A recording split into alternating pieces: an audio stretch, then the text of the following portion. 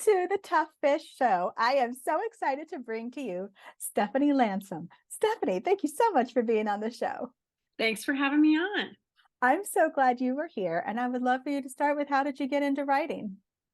Oh my goodness, it's a long story, but I'll give you the shortened version. I haven't was never one of those people who said I'm going to write. I wasn't a writer in childhood. I was a huge reader. My gosh, I read so much that I got in trouble all the time for reading. But I did love history, and so I majored in history in college. I did some work in market research, that kind of thing. But then I stayed home and took care of my kids. So I have 4 kids, and I was very lucky to be able to stay home with them. But it wasn't until my youngest daughter went into kindergarten that I started thinking about, what am I going to do? And my oldest daughter even asked me, she said, "What are you going to do, Mom, now that you have all this time on your hands?" It's like, it's just half day kindergarten, honey. It's not a lot of time. But I said, I don't know. And she said, she was about 14 at the time. And she said, what would you do if you could do anything? And I was like, oh, anything. Like, wow, I'd write historical fiction because that was like the most outlandish anything that I could think of. And she said, why aren't you doing that then? Why don't you try it? And I said, oh, it's going to be hard.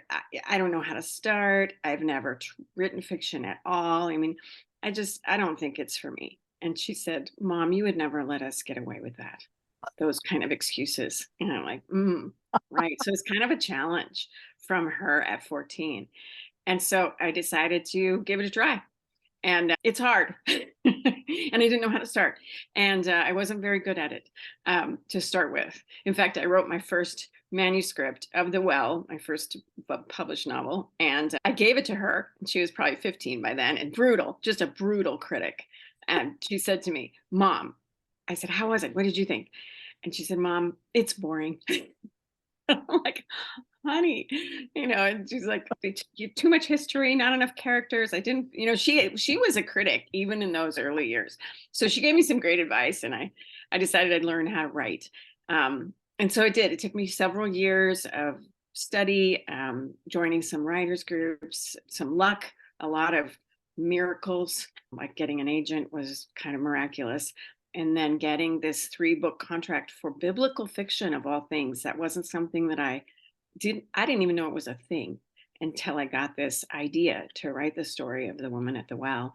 And then Howard Books offered me a contract for 3 biblical fiction books, which is just kind of, even as I look back on it now, it's just kind of like outlandishly lucky.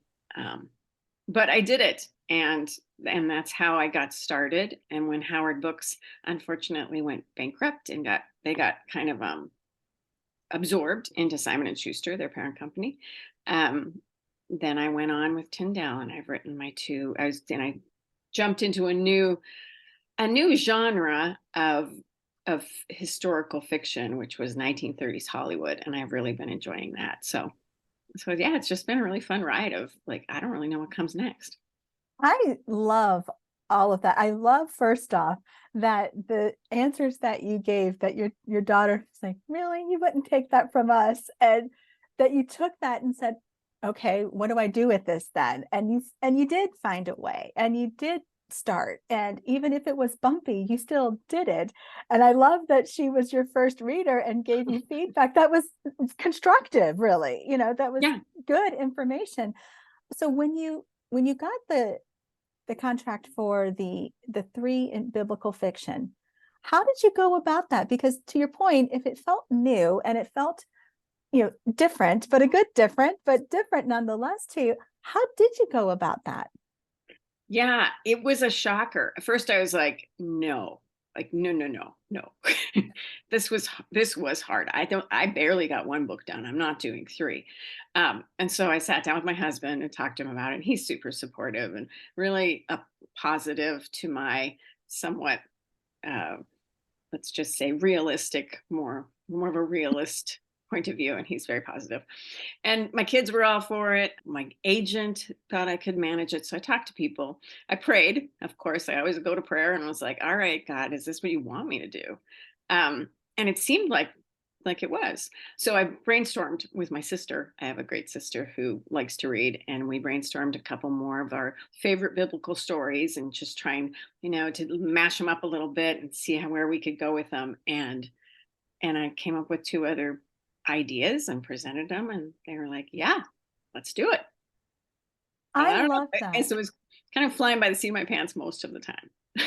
But, to your point though, you took something, and when you're taking a piece and when you're making it your own, how did you go about that to know that, so you could stay true to the idea, but yet still develop it in a way that set it apart to be its own piece and its own right?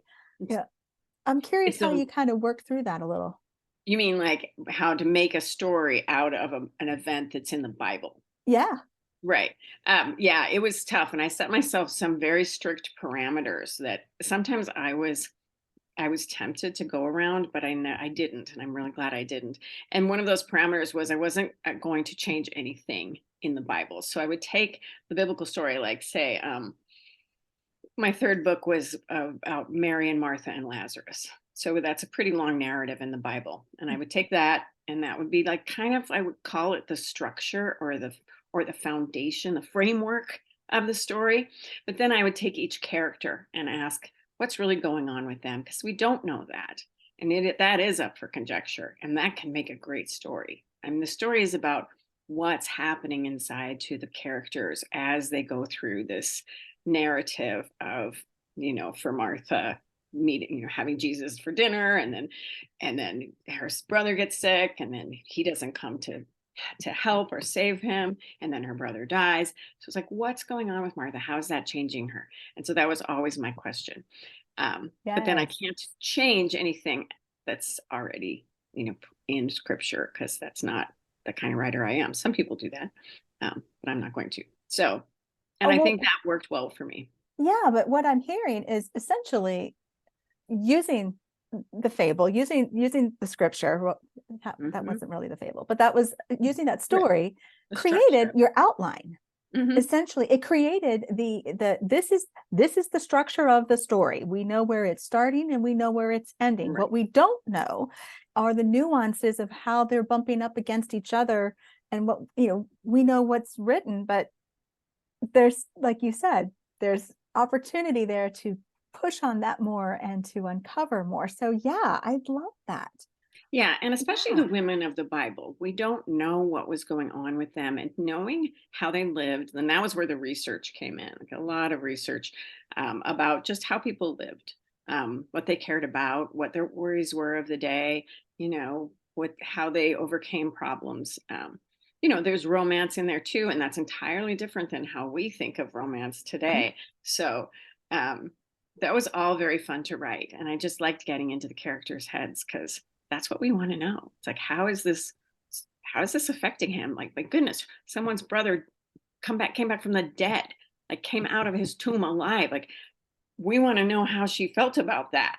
So Yeah. that was the fun part, because most people who read biblical fiction, they already know the story. They know what's going to happen. Question is, Yeah. how does it affect the people? And really, that's with all fiction. That really is the big question. It's not what happens.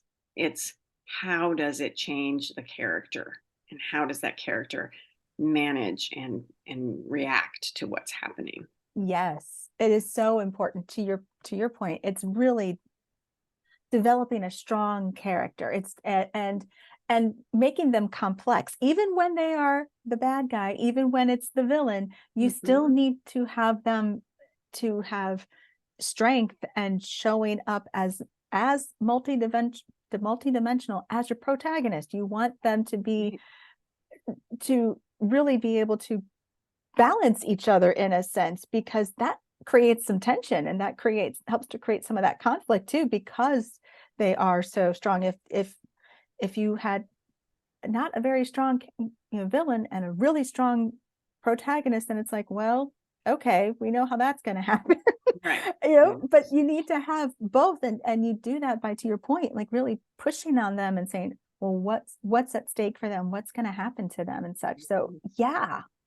Oh, I Yeah. love that you did My that. favorite question to ask my characters is why? Why are you doing that? Why did you do that? Why, Yes. like why and what are you feeling now? Like, do you regret it? Are you glad? All of those things. You just want to interrogate them basically, and get it down on the page. And that's the hard part, I think, of writing. Well, I would also, and also what I'm hearing is it's not just stopping with the first why. It's, Right. why did you do this? Well, here's my answer. Well, that's great. Why did you think that was a good idea? Well, what do you mean? Why did you do that? So Mm-hmm. it really is just a pushing of like how many whys can you get to before you get to that like root cause or that bottom line, that bottom Right. desire of what's going on. Right. And that's how you get to know people too. I mean, that's how we get to know that antagonist. Just like why are they so intent on whatever stopping you from doing something or um yeah, and it is fun to figure out all of the characters.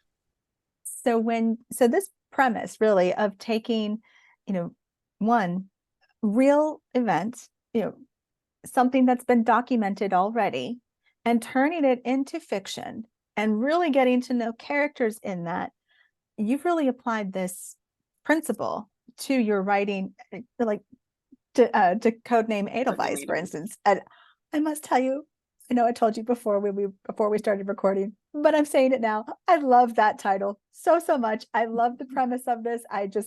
The cover speaks to me. It's like all those things going, oh yes, I need to read this book. And I'd love for Mhm. you to talk about like how you basically took this one approach and carried it through to your most recent book. Yeah. Well, in Codename Edelweiss, I was researching 1930s Hollywood. I was probably in the later stages of fact checking for my fourth novel, which was In a Far Off Land. And that's set in 1930s Hollywood too. And it's about the film industry and the Mexican deportation that was going on in the 1930s. So I was doing some work on that and I came across this book just randomly that was called Hitler in Los Angeles. And I was like, what?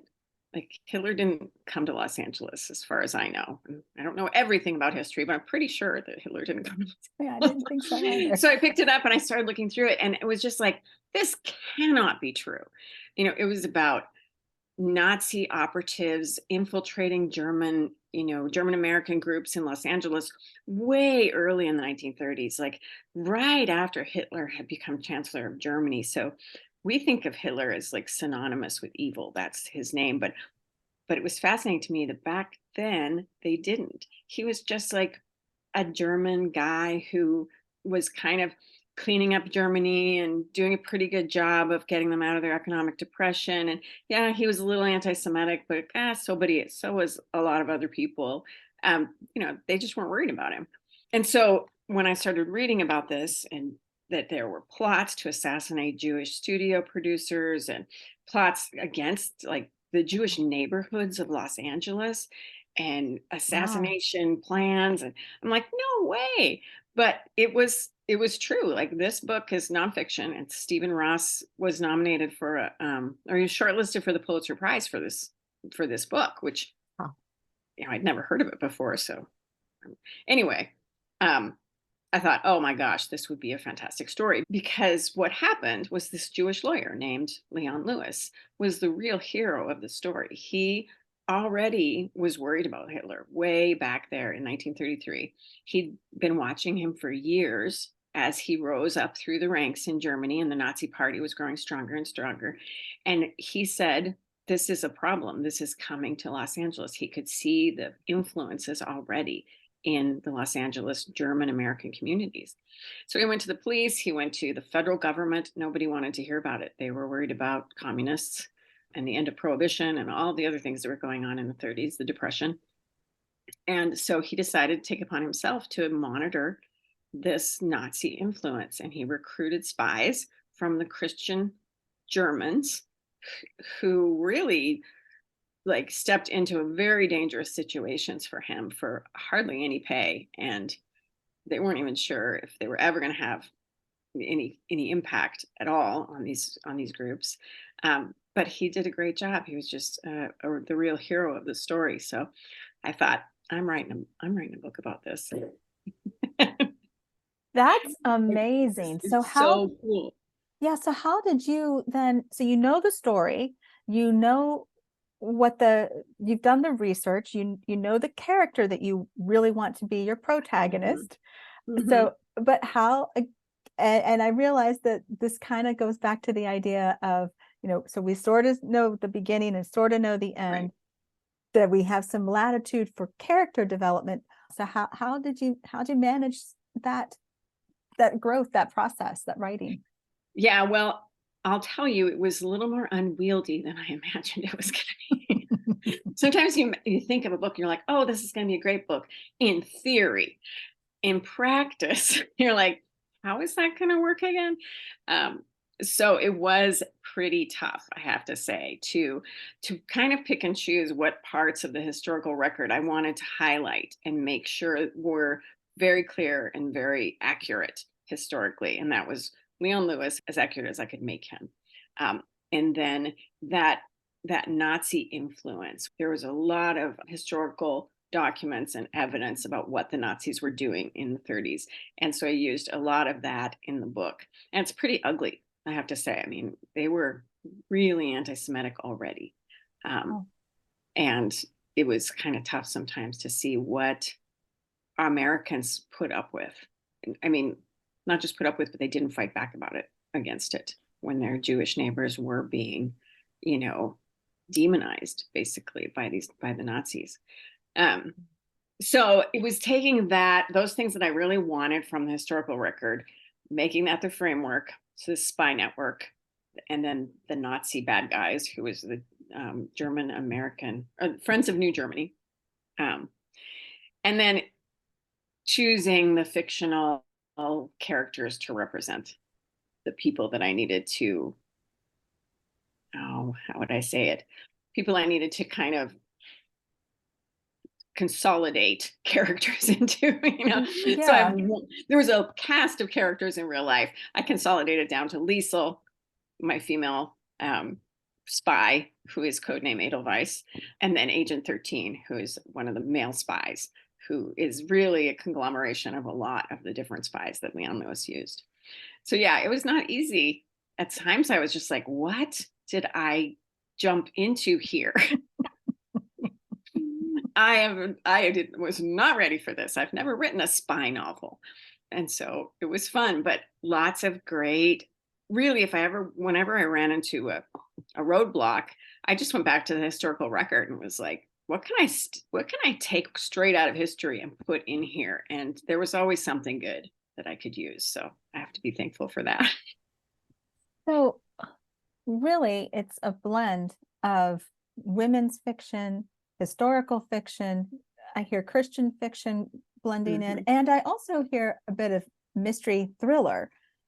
Because to your point, the spy network, that there's out that kind of tension that comes up with a mystery or suspense coming through too. Like I really hear a little Oh, bit of yes. everything kind of getting thrown in here.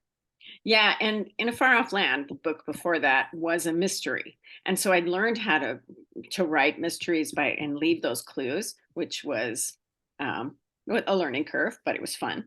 And then this one is that spy novel thing where there's actually a character that it's Agent 13, you don't know who he is until towards the middle of the book because we call him Agent 13, but he's one of the characters also.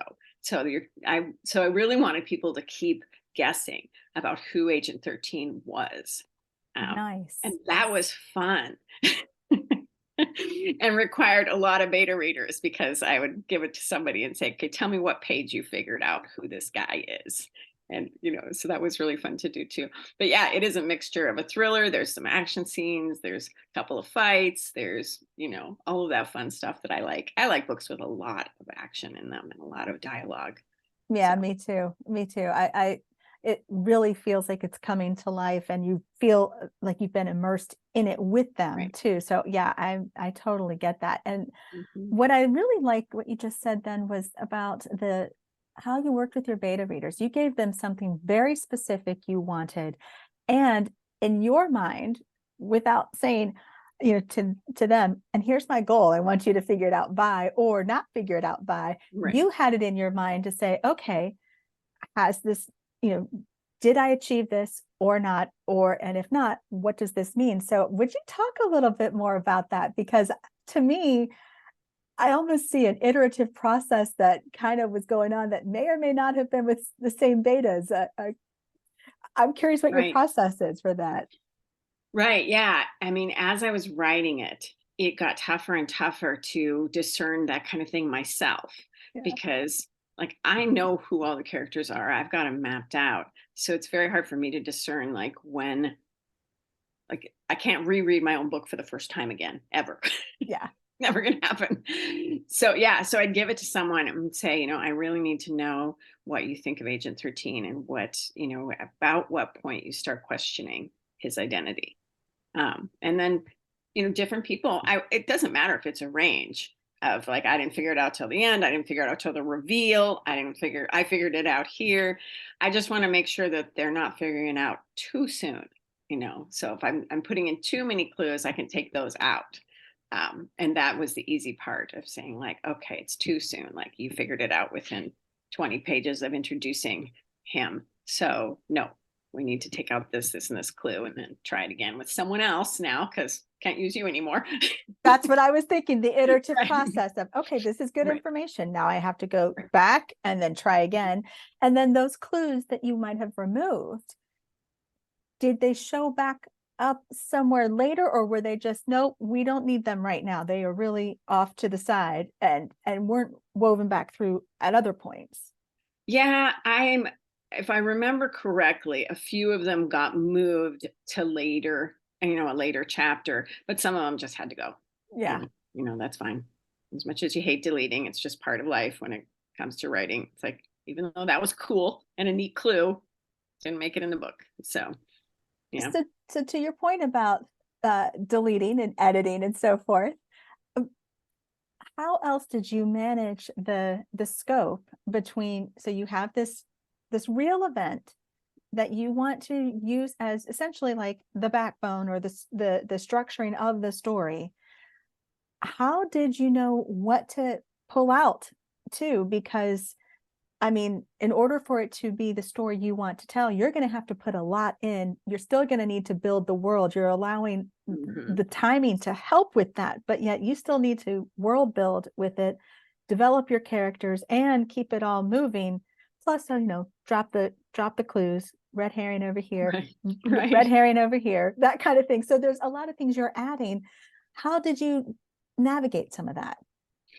Yeah, and it was particularly difficult with this story of Leon Lewis because my book, I don't like long sagas. I like things to happen within a nice short period of maybe a couple of months or 4 or 5 months. And this drama of Leon Lewis, it went on for about 10 years before he actually got anyone. It wasn't until Pearl Harbor, really, that the FBI started listening to him. This was Wow. the newly made FBI, and pretty much took over his operation.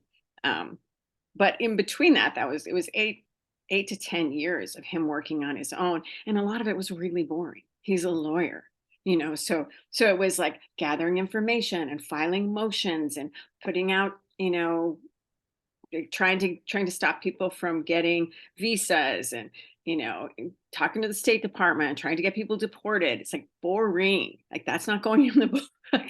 Like, I'm not writing like a lawyer procedural here. Um, so I took all that stuff out and I had to kind of telescope the operation. But of course, it doesn't end. Like, at the end of the book, there's still much work for Leon Lewis to do. But I've telescoped a lot of the just really fun action things that happened, a few of the plots, all of the bad guys got their time in because, you can't leave them out. They were so bad. Mhm.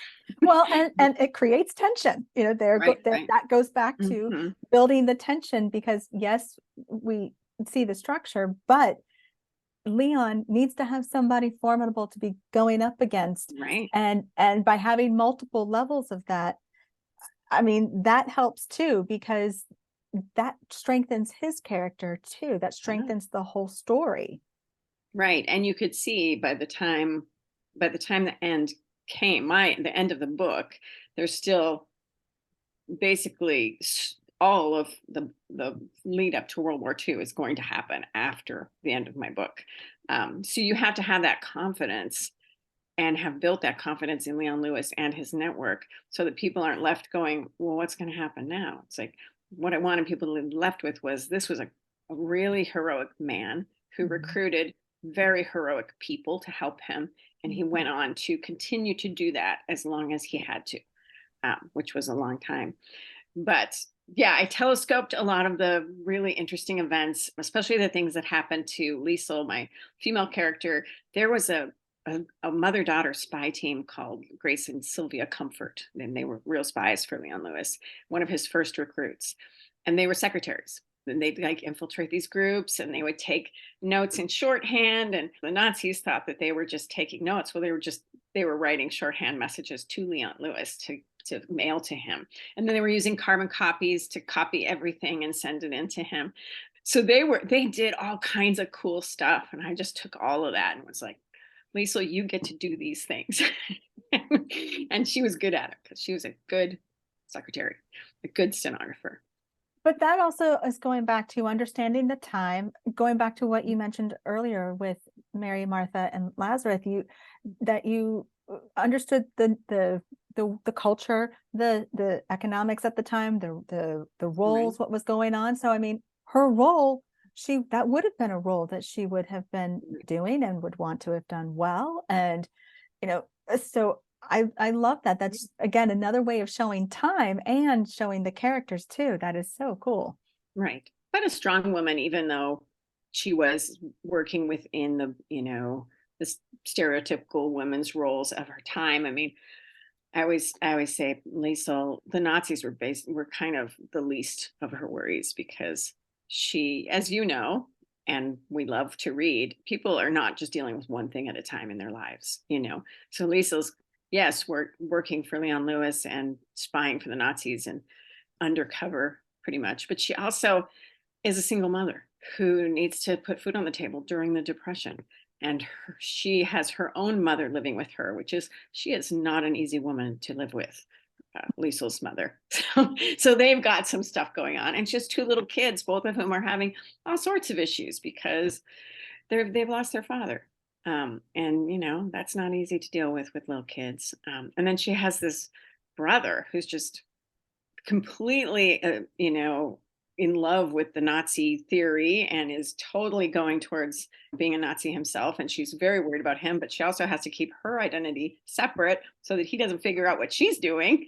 So Yeah. she's juggling a lot of balls. And that's the fiction side that's very fun to write too. It's like, ooh, what else can we do to poor Liesel? That too, when I think about whether I'm editing someone else's work or working on something, what else? I call them happy developmental opportunities. It sounds Yes. a nicer way to say that, like, how can you torment your character more? No, they're Right. happy developmental opportunities. Yeah. And so realistic because, like whenever you have something going on in your own life, of course, three other things are going to go wrong and you're going to have to deal with them all. So we have to remember that that's how women's lives are at any stage of history, really. So I would love for you to share a tip for a writer who might be working on their own historical fiction. They have this real event and they really want their characters to just leap off the page, just like your characters are doing. I mean, because this conversation, I feel them Mhm. and I'm enjoying them. So what would you suggest to a writer who is maybe feeling like, well, I've got the history part. I know I need to stop the info dumping. I need to bring it back and I need to strengthen my characters, but I feel a little stuck where to start. Mhm. How to do that? What would you suggest to them? I think I would just remember that history, like the historical record, tells us what they did, in relation to this event that was going on, whether it was Nazis or whatever. But more things are always happening in people's lives. So what was it that's happening outside of this factor that has nothing to do with the historical event, like, but is really weighing on this character, and it's making it harder for them to deal with this life and death situation that they found themselves in. I mean, it could be a relative, a mother, a child, it could be a health issue, it could be a lot of things that were never put down in the record, and could be, you know, making a huge difference on this person's why, of why they're doing things, of why they're having trouble with it, or why they're not doing something that they should be doing. And just kind of bounce around some ideas of what else is happening in that person's life. And we all have that friend who calls us and they're just like, I can't believe this happened. And then also these other things happen. And you're like, oh my gosh, how are you handling this?